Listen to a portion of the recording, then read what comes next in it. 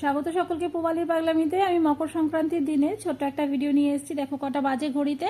আমি স্নান টান করে চলে এসেছি, অনেকক্ষণই হয়েছে। এইখানে দেখো রেডি করে নিয়েছি এই যে চাল বাটা। এখন যাব ছাদে।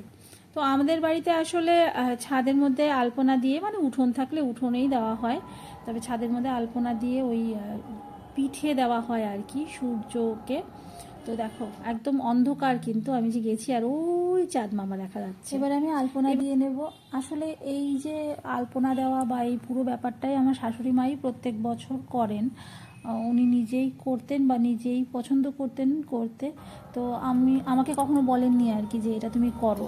তো সেই কারণেই আমি আর করিনি। এই বছরে উনি আমাকে বলেছেন যে এই বছর তুমি করবে।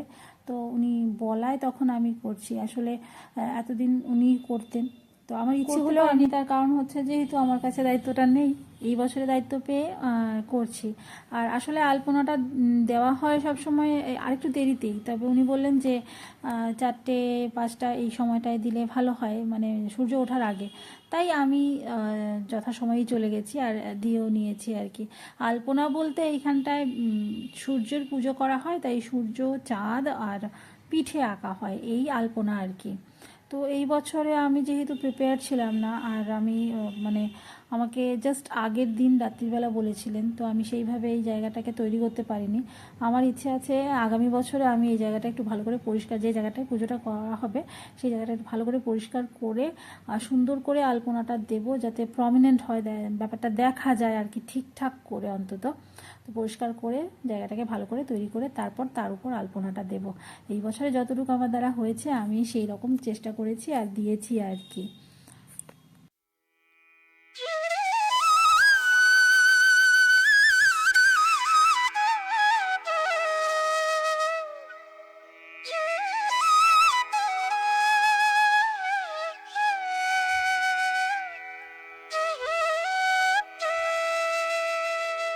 এখানে যেহেতু পুজো হবে, একটা ছোট ঘটও বসাতে হবে, তো সেই জন্য আমি এই ঘটের মধ্যে এঁকে নিচ্ছি। যে কোনো ঘট বসালেই চলে, তো আমি মাটির ঘট নিয়েছি। যেহেতু এটা পুজো, মানে পৌষ সংক্রান্তির পুজো, বেশ একটা আলপনার ব্যাপার আছে, তাই আমি মাটির ঘটটা নিয়ে তার মধ্যে একটুখানি এঁকে নিচ্ছি ঝটপট করে আর কি।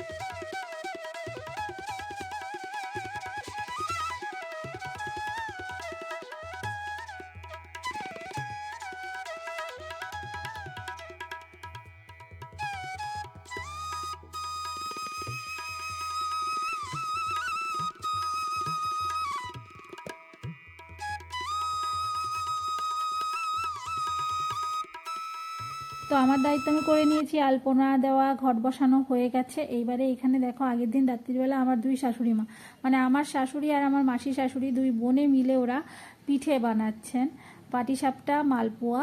তো এখানে আমি গেলাম, একটুখানি ভিডিও তোমাদেরকে দেখাচ্ছি ওনারা যে পিঠে বানাচ্ছেন, আর আমি কাজকর্ম করি না, বৌমা বসে বসে ভিডিও করছি। তো জ্ঞানুও দৌড়ে চলে গেছে মালপোয়া হচ্ছে শুনে, কারণ ওর তো মালপোয়া ভীষণ প্রিয়, তো ও দৌড়ে গেছে, দুজনকে দেখছে। তো এইখানে রাত্রিবেলা পিঠে বানানোর পর সকালবেলা আবার আলাদা করে পিঠে বানানো হয়েছে ওই ছাদে যে পুজো দেওয়া হবে তার জন্য। তো তারপরে ছাদে পুজো দেওয়া হয়ে গেছে। আমি পুজো দেওয়ার সময় আসলে ভিডিওটা করিনি। এখানে দেখো পিঠে দিয়ে ঠাকুরকে পুজো দেওয়া হয়েছে আর কি। আর তারপরে আমরা দুপুরবেলায় বসে পড়েছি খেতে। তো এইখানে রান্না বান্না হয়েছে, শাশুড়িমা বলেছেন মাছ টাচি রান্না হবে, কারণ ওনারা নাকি আগে মাছ টাচ এরকমই খেতেন। তো এখানে আমি পোজ দিচ্ছি, দেখো আসলে পোজ দিচ্ছি, একটাও রান্না আমি করিনি, তবে হ্যাঁ খাবার বেড়ে দেবো সবাইকে। আর সবাই মিলে একসাথে বসে ছাদে নিয়ে গেছি খাবার আর কি। রান্না যদিও ঘরেই হয়েছে, সব খাবার একসাথে ছাদে নিয়ে গেছি। আর এখন খাওয়া দাওয়া করবো। রান্না হয়েছিল মাছের ঝোল হয়েছিল, মাসকলাইয়ের ডাল হয়েছিল মাছের মাথা দিয়ে, তারপর আলু বেগুন ভাজা, আর শুটকি করেছিলাম। হ্যাঁ শুটকিটা আমি রান্না করেছিলাম। আর এখানে ফাজলাম করছি অন্য আরেকটা ভিডিও নিয়ে আর কি। তো চলো এবার খাওয়া দাওয়া হয়ে গেছে। আমরা যাব মাটি আনতে যাব। আসলে আমার বড় দিদি জামাইবাবুদের খামার বাড়িতে, ওইখানে একটু মাটি আনতে যাব দরকারের জন্য আর কি। তো এই খামার বাড়িটা আমার ভীষণ পছন্দ হয়েছে। ওদের বাড়িতে প্রচুর গাছ, পাতাবাহার গাছ প্রচুর আছে। আমি ওদেরকে বলছিলাম যে আমি 1 টাকা দিয়ে সব গাছ নিয়ে চলে যাব। তো আমার ইচ্ছে আছে একদিন যাব ওইখানে, ইচ্ছে একটা দিন ওইখানটায় থাকবো। কারণ এই বাড়িটা দেখে না আমার আমাদের বাড়িটার কথা মনে পড়ছিল আর কি। বড় দিদিকেও বলছিলাম আমাদের ঘরের কথা মনে পড়ছিল। আসলে ঘরের সামনে প্রচুর জায়গা থাকলে আমার কাছে খুব ভালো লাগে। আর এই বাড়িটার মধ্যে অনেকখানি জায়গা সামনে আছে, আর সামনে পেছনে বারান্দা। বলতে গেলে আমার বড় জামাইবাবু যে ঘরটা বানিয়েছেন, আমি যেটা দেখলাম মনে হচ্ছিল আমাদের বাড়িটার, আমাদের ছোটোবেলার যে বাড়িটার একটা ছোট ভার্সন। সামনে বারান্দা, পেছনে বারান্দা, ছোট ভার্সন ওই রকমই। বাড়ির মধ্যে দেয়ালে আলমারি, তারপর বাড়িতে যে রঙের আলমারিগুলো আগে ছিল, পরে আরেকটা রং পাল্টানো হয়েছিল, কিন্তু হ্যাঁ একদিকের ঘরে গ্রে কালারের ছিল, তো সেই রকমই গ্রে দরজা, ওই সবগুলো ওই রকমই লাগছিল। আর এই যে দেখো ওদের বাড়িতে গরু আছে, কিন্তু এই দেখো এই এই গরুটার বাচ্চা হবে। তোমাদেরকে পরে দেখাবো, যদি যাই আরেকদিন, গেলে পরে অবশ্যই তোমাদেরকে দেখাবো। তো প্রচুর ফুল টুলও হয়েছে, দেখতেই পাচ্ছ। আমার তো এত মন জুড়িয়ে গেছে যাওয়ার পরে। একদিন গিয়ে অবশ্যই থাকতে হবে, না থাকলে হবে না। বাড়িটা হয়েছে বেশ কদিন হয়েছে, ওরা অনেকবার যেতে বলেছিল, যাওয়াই হয়ে ওঠে না, সময় হয়ে ওঠে না। এদিক ওদিক সব জায়গায় যাই, কিন্তু এখানে আর যাওয়া হয়ে উঠছিল না। তো দেখি একবার এর মধ্যেই যাওয়ার ইচ্ছে আছে, থাকার ইচ্ছে আছে।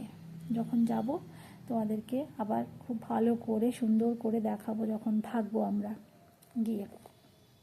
দেখো রাত্রির বেলাটায় কিন্তু আরও বেশি ভালো লাগছে আমার, কেন জানি না।